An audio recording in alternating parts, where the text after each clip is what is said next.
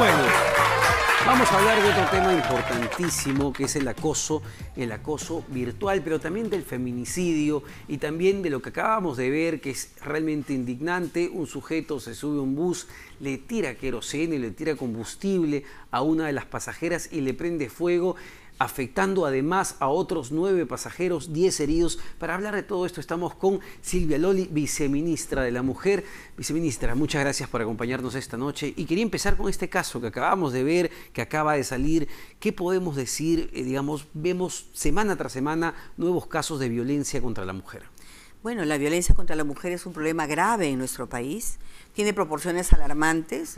Bueno, las encuestas del INEGI nos señalan que cerca de 7 de cada 10 mujeres declara haber sido víctima de violencia alguna vez en su vida. Y si es que uno especula y dice quiénes más podrán ser víctimas, en realidad la cifra es aterradora. Entonces, estamos hablando de un problema nacional de envergadura y desde el Ministerio nosotros presidimos el Sistema Nacional de Prevención, Atención y Sanción a la Violencia contra las mujeres y los integrantes del grupo familiar, porque uno de los espacios donde la violencia es muy aguda es también en el grupo donde debiera haber más afecto, es en el grupo familiar, ¿no? En el caso, por ejemplo, que tú estás señalando, no se sabe ahorita cuál es el vínculo, pero claramente debe haber un vínculo porque el atentado contra esta chica ha sido dirigido hacia ella. O sea, la persona ha ido a atacarla directamente y claro, al echar combustible, hay otras personas que han resultado también víctimas, pero claramente ahí ha habido una intención de ocasionar la muerte de esa persona, porque no es otra cosa lo que buscas cuando le echas combustible a alguien y le pones fuego, ¿no? Y lamentablemente estos no son hechos tan aislados en nuestro país. El año pasado tuvimos 124 feminicidios.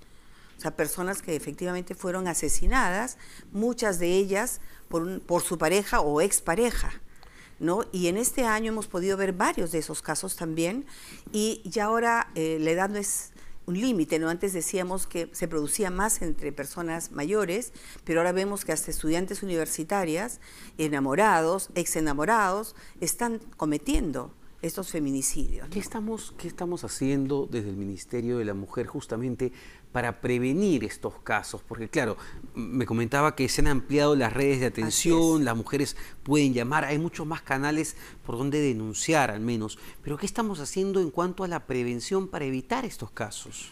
Bien, la prevención es un eje importante en nuestro trabajo. Sin embargo, dada la envergadura del problema y la necesidad de transformar las relaciones que hay entre hombres y mujeres, en realidad la tarea de prevención es una tarea que corresponde a toda la sociedad en su conjunto. Sí.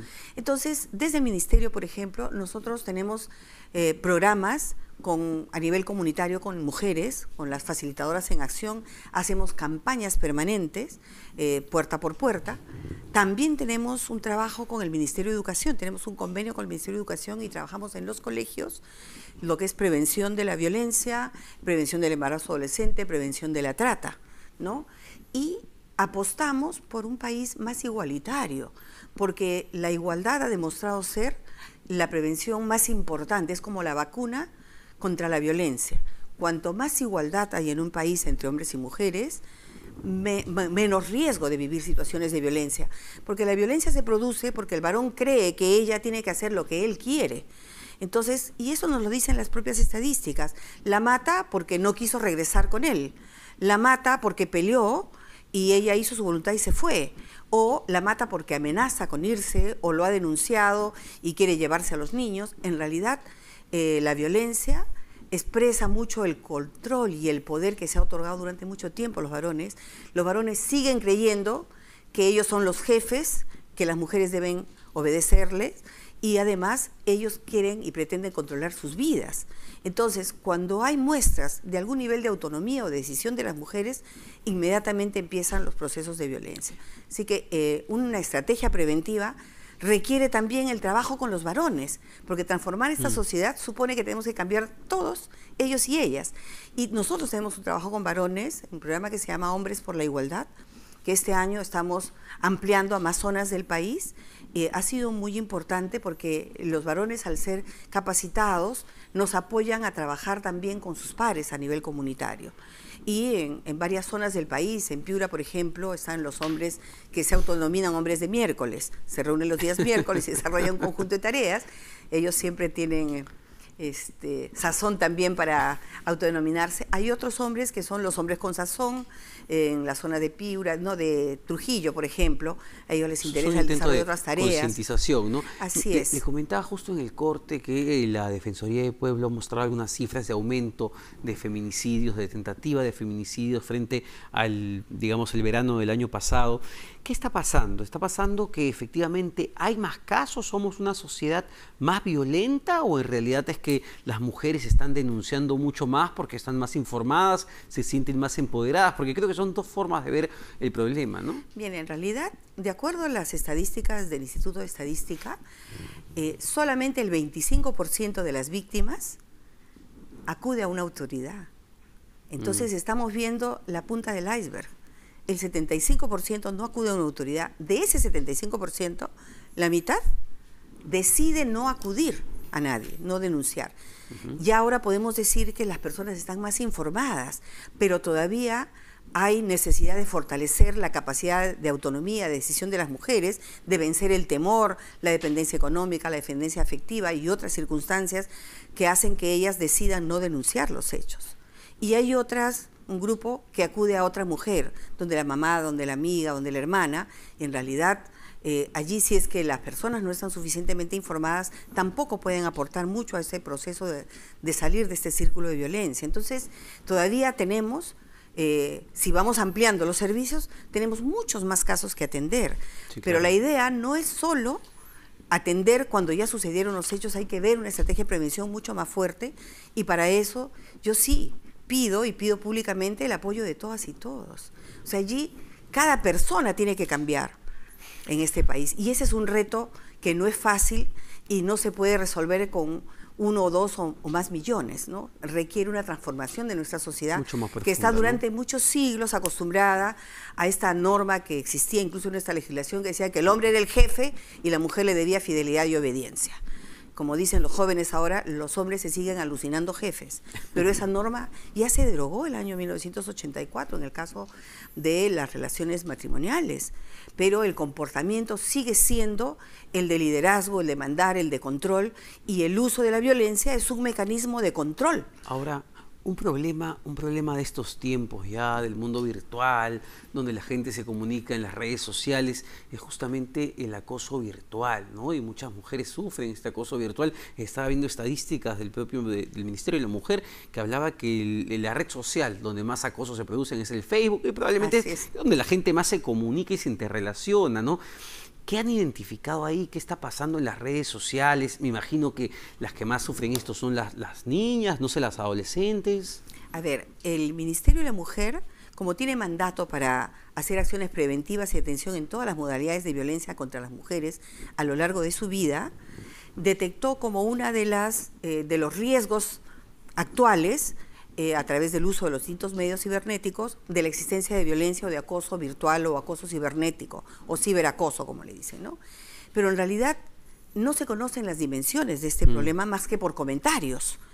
Y si nosotros queremos establecer políticas públicas o incluso normar sobre esta situación, teníamos que identificar sus características, y por eso lanzamos el 16 de febrero una plataforma que se llama Alerta contra el Acoso Sexual Virtual, ¿no? ¿En qué consiste? Esta alerta permite que las personas puedan entrar e informarse de las modalidades y características que tiene el acoso, e incluso reconocer que si de repente está siendo víctima de alguna de estas modalidades, pero también brinda información sobre cómo prevenir los hechos, qué cosa puede hacer un padre de familia, qué debe hacerse en el colegio, etcétera. Tratándose de niños, niñas y adolescentes, da información sobre algunas normas que tenemos, algunas normas también comparadas, y en realidad también cuenta con un aplicativo en el que las personas pueden registrar una situación de acoso que puedan estar viviendo. Entonces, este registro nos ha permitido que entre el 16 de febrero que se lanzó y el 30 de marzo tengamos 103 personas que han registrado una situación de acoso virtual. Que han denunciado un acoso virtual que han vivido. Propiamente no podemos llamarlo denuncia porque el acoso virtual no está sancionado penalmente. Y por eso es que nosotros, a través de este tipo de recojo de información, queremos generar evidencia que nos permita sustentar políticas y disposiciones legales, ¿no? Vamos a ver un cuadro justamente del Ministerio de la Mujer con las cifras sobre el acoso virtual y en qué redes sociales se produce con más frecuencia este tipo de acoso, ¿no? Como mencionábamos al principio, 30% en el Facebook, 18% por mensaje de texto, WhatsApp, ¿no? ¿Quién usa WhatsApp en estos tiempos? 15%, chat 9%, correo 7% y otros 21%. Viceministra, ¿cómo yo sé o cómo una niña, un niño, un adolescente sabe si está siendo acosado virtualmente? Fíjese que hay dos características que uno tiene que tener en consideración. En primer lugar, el acosador o la persona que acosa puede ser una o varias personas, puede ser del entorno cercano, conocido, parejas, exparejas, ¿no? Vecinos, o del círculo incluso de amistad, de gente más conocida, pero también puede ser un desconocido para la persona. ¿Y qué es lo que pretende esta persona que acosa? Pretende humillar, ofender, intimidar, amenazar incluso, ¿no? Utilizar a veces las redes que tiene esta persona para hacerla quedar mal con otras personas. Hay también el ciberbullying cuando se trata de adolescentes o de niños entre ellos. Y el propósito central es afectar la dignidad de la otra persona, su integridad y generar intranquilidad, ¿no? Afecta sus libertades y su tranquilidad como persona e incluso puede generar otro tipo de riesgos. Entonces, es importante señalar que la persona que se siente afectada a veces dice, pero ¿por qué me ofende esto? Es una persona que no conozco. Y se deprime, si es un adolescente, se deprime, o no piensa, dice nada. claro, e incluso en el caso del hostigamiento puede ser una práctica que se ejerce permanentemente. Entonces la persona está recibiendo mensajes por el WhatsApp o correos o no sé qué. ¿Qué debe hacer un adolescente que está sufriendo eso en el colegio, quizá en la universidad incluso? En la universidad, ¿no? También. ¿Qué debe hacer? ¿Cómo actuar? Porque muchos, como le digo, sufren esto, se deprimen, se meten en la cama, no quieren volver al colegio, no quieren volver a la universidad. ¿Qué podemos hacer? Fíjese, nosotros, como el trabajo del Ministerio se enmarca en la Ley contra la Violencia hacia la Mujer y Grupo Familiar, muchos de estos casos, más de la tercera parte de los casos que se han registrado, hemos podido procesarlos como violencia psicológica y hemos iniciado los trámites correspondientes para generar mecanismos de protección. Entonces, sí podemos intervenir.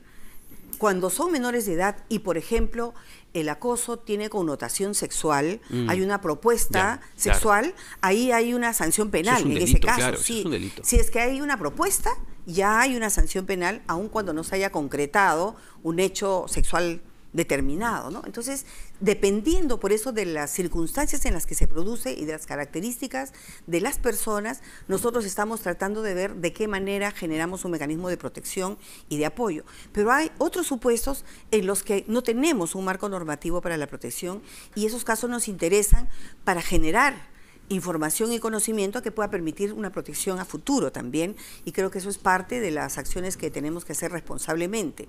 Ahora, los jóvenes, los niños, las niñas, por favor, o sea, las contraseñas no se están intercambiando con cualquier persona, no se puede recibir a cualquiera como amigo o amiga, o enviarse fotografías que son privadas, o decir, estoy en tal lugar, para que otro pueda ubicarla con facilidad. Entonces también tenemos que dar un conjunto de consejos que tienen que ver con la propia seguridad digital, en el uso de los medios, pero cómo esa inseguridad digital puede generar inseguridad también a las personas y daños también posteriores, ¿no? ¿A qué página web pueden ingresar niños, adolescentes, los padres de familia mismos que tienen que estar supervisando?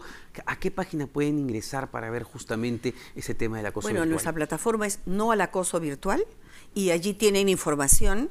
Efectivamente, los padres, docentes, incluso los medios de comunicación, la gente que utiliza telefonía en general, personas de cualquier nivel y edad pueden entrar porque hay información también clasificada específicamente para adolescentes, niños y niñas, y les debo decir que lamentablemente en la data que estamos recibiendo hemos recibido solo 2 denuncias de personas de menos de 18 años. Eso significa que es necesario que ellos conozcan más y que no solamente pueden registrar virtualmente, también tienen que saber que ahora en el país los menores de edad, niños, niñas, adolescentes, mientras puedan hablar y sustentar lo que les ha pasado, pueden ir y denunciar directamente sin la necesidad de ir acompañados de una persona adulta. Perfecto. Y hemos mejorado eso y esperamos que la protección también mejore en nuestro país. Muchas gracias, viceministra, por estos importantes consejos. La viceministra de la Mujer, Silvia Loli.